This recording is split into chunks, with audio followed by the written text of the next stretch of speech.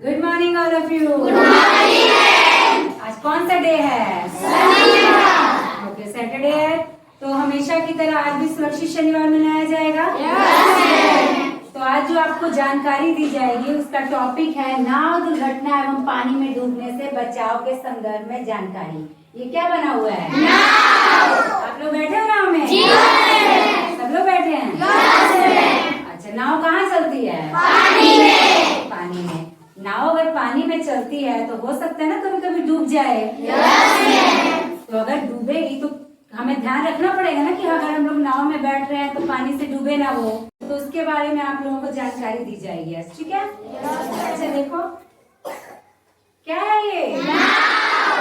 आप लोग ने बनाया ना? अच्छा, नाव कहाँ चलती है? पानी में। ये रख दिया हमने पानी में। पानी में तैरने लगी ना? तो नाव जब तैरने लग जाती है पानी में तो सबसे पहले ध्यान ये है देना है आप लोगों को कि जब भी आप लोग नाव में बैठो तो आप लोगों ने देखना है कि नाव में जरूरत से ज्यादा क्षमता में लोग ना बैठे। जैसे मान लो उसकी कैपेसिटी है 8 लोग, तो नहीं लोग बैठने चाहिए ना? अगर उससे ज्यादा बैठे तो देखो ये हमारे पास नाव है, इसको मान लेते हैं हमारे पास कुछ लोग हैं। ठीक है, इसको हम डालते हैं। अभी इतनी कैपेसिटी है, डूब गया?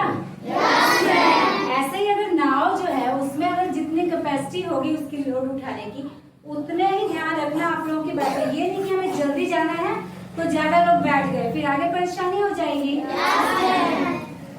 अगला चीज आप लोगों को ध्यान रखना है कि वो नाव जिसमें जानवर हो। कोई होता है ना सोचते हैं बकरी लेके जाओ, तो नाव वाले क्या करते हैं? बकरी को भी बिठा लेते हैं ना। लेकिन जिस नाव में जानवर जो है चढ़े हुए हैं उस नाव में आप लोगों को नहीं बैठना है। क्यों? क्योंकि वो जानवर जो है इंसानों को तो डांट के आराम से बिठाया जा सकता है ना। अब जानवर तो कौन कहेगा? बकरी को कहेंगे चुप करके बैठो, हिलो मत। बकरी उछल कूद करेगी ना, थोड़ा हिलेगी। हिलेगी तो नाव जो है वो डिसबैलेंस हो जाएगा, डगमगाएगा। और डगमगाएगा तो क्या हो जाएगा? नाव डूब जाएगा। अगला ध्यान रखना है कि जिस नाव में छेद हो उस नाव में नहीं बैठना, क्योंकि छेद होगा तो क्या होगा? धीरे धीरे पानी उसमें घुसेगा ना। पहले तो मान लो आप सोचोगे चलो छोटा सा छेद है, थोड़ा सा ही पानी घुसेगा तब तक हम पहुंच जाएंगे। नहीं, रिस्क नहीं लेना है। जिंदगी बार बार नहीं ना मिलती है, तो किसी ने रिस्क नहीं लेना है। ठीक है? अब कुछ इम्पोर्टेंट बातें जो आप लोगों ने ऐसे ध्यान रखना है कि जो नाव होता है उसके ऊपर एक व्हाइट कलर का पट्टी बना रहता है। वो पट्टी किस चीज का निर्देश देता है कि उस पट्टी अगर पानी में डूब गया होगा तो उसमें नहीं बैठना है। यानी कि खतरे का घंटी बज गया, वो नाव कभी भी डूब सकता है। अगर नाव में सफेद कलर का एक बड़ा पट्टी होगा, अगर वो पानी में डूबा हुआ है तो आप लोगों को उसमें नहीं बैठना है। ये बताया गया कि वो खतरे के निशान से अगर नीचे चला जाएगा तो उसमें आप लोगों को नहीं बैठना है। ठीक है? एक और चीज है कि जो नाव है वो रजिस्टर्ड होना चाहिए। अगर कैसे पता लगेगा आपकी नाव रजिस्टर्ड है? उस नाव के ऊपर इस तरह का कुछ लिखा होगा, संख्या लिखी होगी कि रजिस्टर्ड नाव है। ठीक है? तो इन बातों का आप लोगों को ध्यान रखना है कि हमको नाव में बैठने के समय में सावधानी रखना है। और जब भी नाव में बैठना है ये नहीं कि उछल कूद करते रहना है। क्लास में कैसे उछल कूद करते हो वैसे नहीं करना है। नाव में शांति से बैठना है और जो भी बात वो कहेंगे उसको ध्यान रखना है।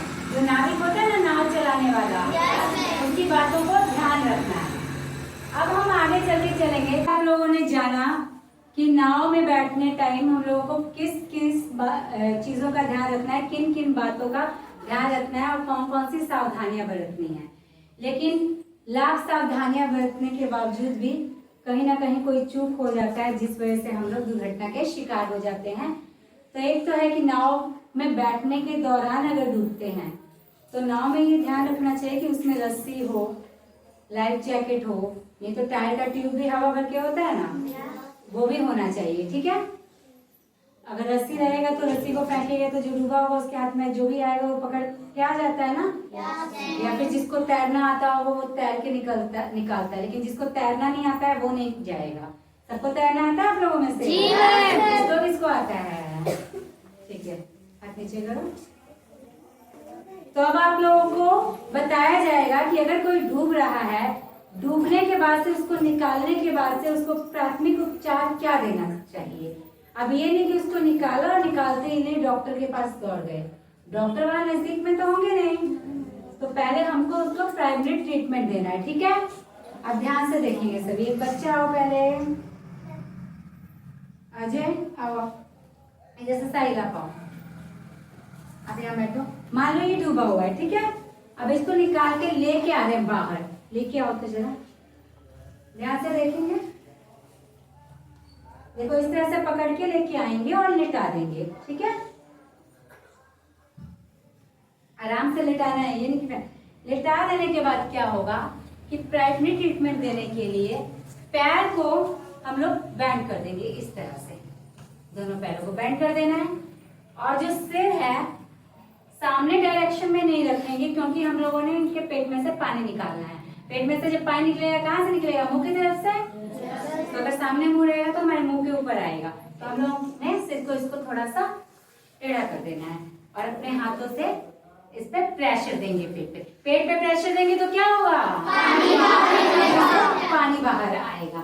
पानी निकालने से पहले चेक भी कर लेना है हम लोगों को कि सांस चल रही है कि नहीं। सांस चलने के लिए कैसे, नाक के नीचे हाथ रखो, उंगली, क्या महसूस हो रहा है, हवा महसूस हो रही है। ऐसे ही जब नाक के नीचे उंगली रखोगे तो हवा महसूस होगी ना, पता लगेगा कि हाँ जान है, तो हमने सिर्फ पानी निकालना है, कचरा निकालना है, ठीक है। फिर आप लोगों ने क्या करना है, पानी बाहर निकाल दिया। अगर आप लोगों को लगेगा कि हाँ सांस बहुत कम चल रही है, या फिर आप लोगों को लग रहा है कि सांस लेने में दिक्कत है, एक चीज आप और कर सकते हो कि रुमाल लोगे, पतला रुमाल ले लेना है, रुमाल को मुंह के ऊपर रख के और अपने मुंह से मुंह के ऊपर हवा देना है। इससे क्या होगा, ऑक्सीजन जो है वो सांस आने लग जाएगा, हवा मिलेगी तो, ठीक है। इन बातों का आप लोगों ने ध्यान रखना है। इसके अलावा हमारे आपदा में कुछ बाकी की जानकारियां आप लोगों को देंगे, तो आप लोग ध्यान से सुनेंगे, ठीक है।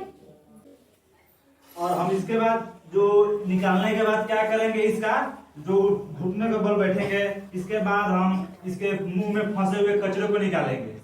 और इसके जो कचरे निकालने के बाद इसका हम जो पेट में पानी भर गया है उसको हम पेट को दबाएंगे ताकि पानी निकल सके। उसके बाद जो ये पैर है, दोनों पैर को ऐसे मोड़कर इसको दबाएंगे ताकि इसका जो पेट में पानी बचा है वो निकल जाए। इसके बाद अगर इस समय भी पानी ना निकले तो हमको ये बात की ध्यान रखना है, इसको जो उठाकर एक जो तकिया होता है, तकिया जो पेट के बल से जो इसको मान लीजिए हमारे पास तकिया नहीं है, यही बैग है, तो इसी के सहारे हम बता रहे हैं। जो इसको उठाकर, इसको ऐसे उठाकर, जो इसको ऐसे सुलाकर, ठीक है। और इसका जो ये रफ है, इसको दबाएंगे ताकि जो इसका जो पेट है वो पानी ये मोटा होना चाहिए ताकि इसका पेट का पानी बाहर निकल जाए। अगर उसके बाद यह भी नहीं होता है तो हम लोग क्या करेंगे, एक व्यक्ति को बुलाएंगे और इसके कंधे पर ऐसे उल्टा लटकाकर